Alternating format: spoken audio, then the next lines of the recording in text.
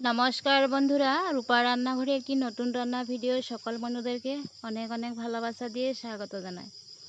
আজ আমি বন্ধুদেরকে খুব কম উপকরণ দিয়ে পাঁচ শাক ঝোল করব, সেটাই শেয়ার করব।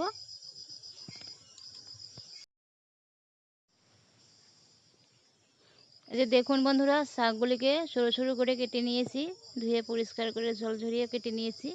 এখানে কাঁচা লঙ্কা আর পেঁয়াজ কেটে নিয়েছি। যে জল বসিয়ে দিয়েছি, গরম জলে পেঁয়াজ আর কাঁচা লঙ্কাটাকে দিয়ে দিচ্ছি।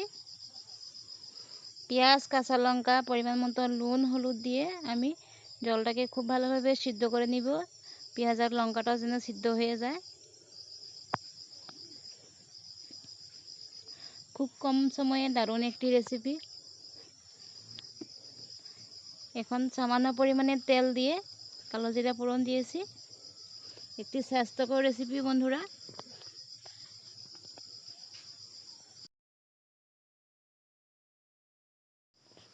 এখন শাকটাকে ভালোভাবে ভেজে নিব, খুব কম আছে, আস্তে আস্তে সিদ্ধ হয়ে যাওয়া করে ভেজে নিব। আর এই পাশে দেখুন, পেঁয়াজ কাঁচা লঙ্কা জাল দিয়ে নিচ্ছি,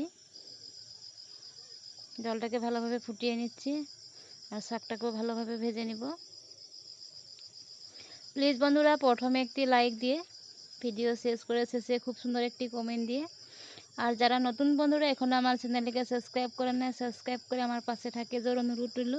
আর আমার রান্নার রেসিপিগুলি ভালো লাগলে সব বন্ধুদের কাছে শেয়ার করে দিবে। দেখুন, শাকটি আমি ভালোভাবে ভেজে নিয়েছি আর এই যে সিদ্ধ করে রাখা জলটাকে দিয়ে দিচ্ছি। দিয়ে খুব কম আছে 10 মিনিট সময় আমি জাল দিয়ে নিব। এভাবে খুব কম সময়ে পাঁচ শাকের ঝোল করে খাওয়া যায়। আমার রান্নাটি প্রায় হয়ে এসেছে, নামিয়ে নিব। পাঁচ শাক কার কার ভালো লাগে বন্ধুরা কমেন্ট করে বলবে। সবার যেন ভালো আর সুস্থ থাকে। নমস্কার।